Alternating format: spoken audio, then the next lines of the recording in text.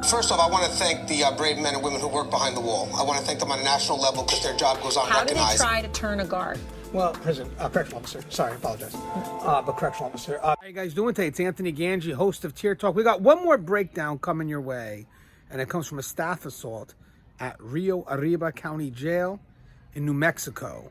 What I'm going to do is, again, forward this video over to Russ, and he's going to give us another breakdown. And guys, if you haven't, we have two other videos out there with some breakdowns too. One from Sousa Baranowski. Russ did a great job on that. That was an assault on staff that happened in Massachusetts.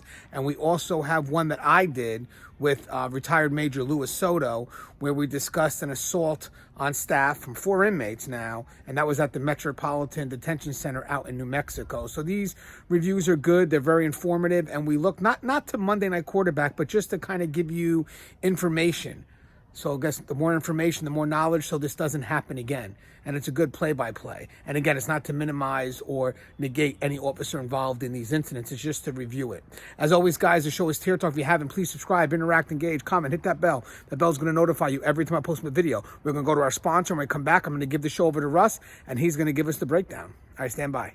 I wanted to attend a university that had an intelligence program. I wanted to look at problems different. I wanted to increase my critical thinking abilities. AMU offered those avenues to expand. Obtaining your degree as an adult, you're actually paying yourself and investing in yourself. You can't put a dollar on it, it's priceless. It's something that can never be taken away from you. American Military University. Learn from the leader.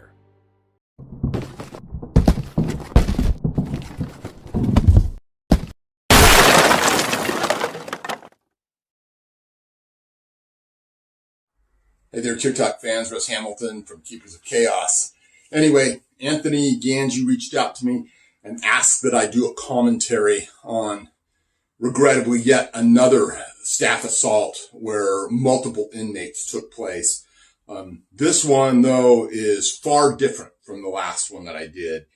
And as I stand here before you and I'm getting ready to dive into this one, I'm angry, and not even angry at inmates in this case.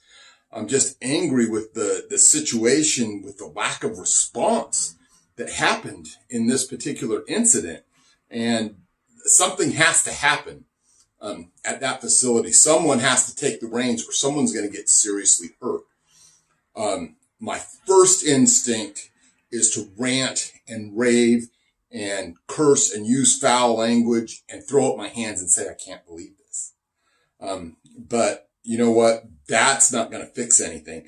There are probably other departments out there, with personnel and lack of training and lack of equipment that are doing the same things and making the same mistakes that they are. So instead, I got to turn this into some kind of lesson to try and explain the way things should be happening and unfolding during an incident and how you deal with these critical situations. Because just ranting and raving about it is not enough. It doesn't get the job done, and it doesn't bring anything to the table other than, a lot of finger pointing. So that aside, we're going to go straight to the video. I'm going to narrate it for you, tell you what's happening, and then at the end of it, I'm going to tell you the way it should have been done. And I'm going to point out some of the things that ought to have happened and ways that it could have been made less dangerous. All right. There's nobody that I saw in the whole flick that wasn't at fault in serious ways. There's a lot of people pointing out what one particular officer actually didn't do, and not a whole lot of, other things, being said. But there's a lot of room for improvement. This is a situation that needs to go through that, after action review, and that after action review had better yield some results. I don't want anyone getting hurt. I don't want anyone getting killed out there because people are simply lackadaisical in their response. So here we go.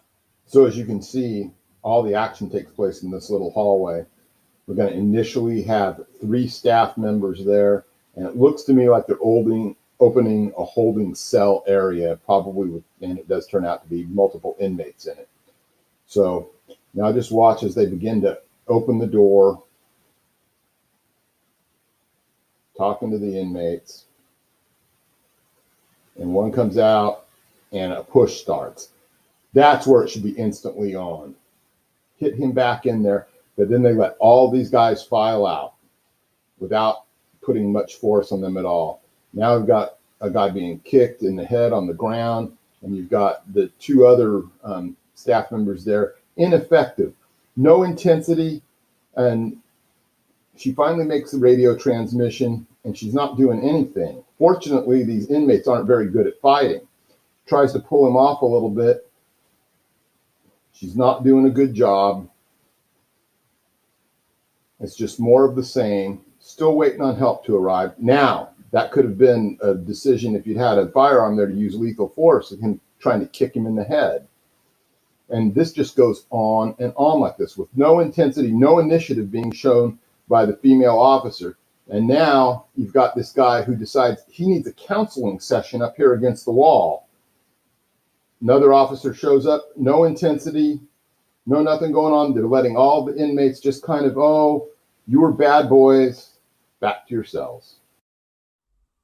So, is anyone else upset? I know I am. That video is horrific. Horrific. So, let's just recap that thing, shall we?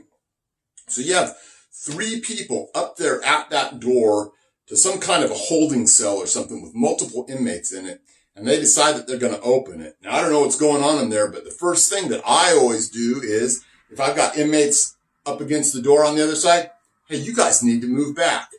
That's number one. That obviously didn't happen.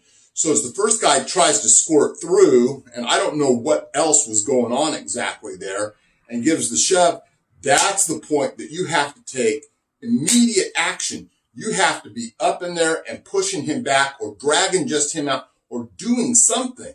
But to just let the mass of them come through like that, what was that? It could have been a mass escape attempt. Now, the reason that they probably didn't have too much to fear is those were the worst fighting inmates that I've ever seen. I've never had an inmate attack me or assault me in a manner like that, where they were just, half-hearted. But that doesn't matter because you don't know which way it's going to go because people ended up on the ground there with their heads getting kicked. So as it spills out into the hallway, then what do you have going on? You have the 2 officers, the 2 male officers there on the ground, and the female officer who is dragging her radio around and trying to make, a transmission. Okay, fine. A quick transmission's all you need. And then pawing at these guys. You don't know. You don't know how dangerous this can be. This is the time where, considering the number of inmates involved, she should have been grabbing that radio and cracking heads. Grabbing that cord and pulling them off by the throat if necessary. This is not a time where we are worried about what use of force is going to say, because this is a situation where lethal force is already justified with those feet being put to the heads of these officers. Then I'm going to try and calm down a little bit. Then another officer finally shows up and is just every bit as lackadaisical. He's coming in like, let's go. Yeah, it's a fight. Wow. Too much coolness. You have to bring intensity if you want to live through some stuff like this. So then once the other male officer gets up off the ground, he takes this guy back across the wall there, and you see how he's got it, and he's talking and he's counseling him there while his partner is still on the ground. What is going on in that facility? Let me tell you something. If you want to treat a situation like this in the right way, and your facility is guilty of doing things like this, whenever there is an assault and battery on staff, all of the inmates end up on the ground and in cuffs until you can sort it out. No ifs, no ands, nor buts. Everyone there, even the ones in a small area like that aren't involved, because you don't know if they're going to get involved. Everybody gets cuffed. Everybody turns over. If they're not down on the ground, what are they? They're involved. And if they're involved, what are they? They're targets. That is the only way to look at this kind of thing. This is the only way you make sure you survive. they need serious remedial training there. But let me tell you, as much as they need training there, there's other places that are probably just as bad or even worse that we haven't seen this kind of evidence against yet. So be forewarned. If you're lackadaisical in the way you're approaching a staff assault, then you're lackadaisical in everything that you do all day long. You are complacent. Complacency gets you killed. All right? Complacency is situational awareness perceived but not achieved. None of those officers, none of those 4 that were there had any idea about what their actual situation was in relation to those inmates. Thank goodness those inmates couldn't fight. Thank goodness they're a bunch of weak punks. But that's no excuse. When it's on, it's on. So, what I want everyone to take away from that is you have to end up in these incidents the same way every time. Once you manage to get it handled by bringing intensity to the fight and winning, once you've won, then you get those bracelets on them. And where are they when you put the bracelets on them? They're on the ground. They're not standing up and, hey, can you turn around? It's none of that. Because you don't know what's going to happen next, people. You don't. I can't begin to tell you the number of times that bad things have happened and, somebody gets socked. I've been the person getting socked. Don't be that guy. Don't be the guy on the ground.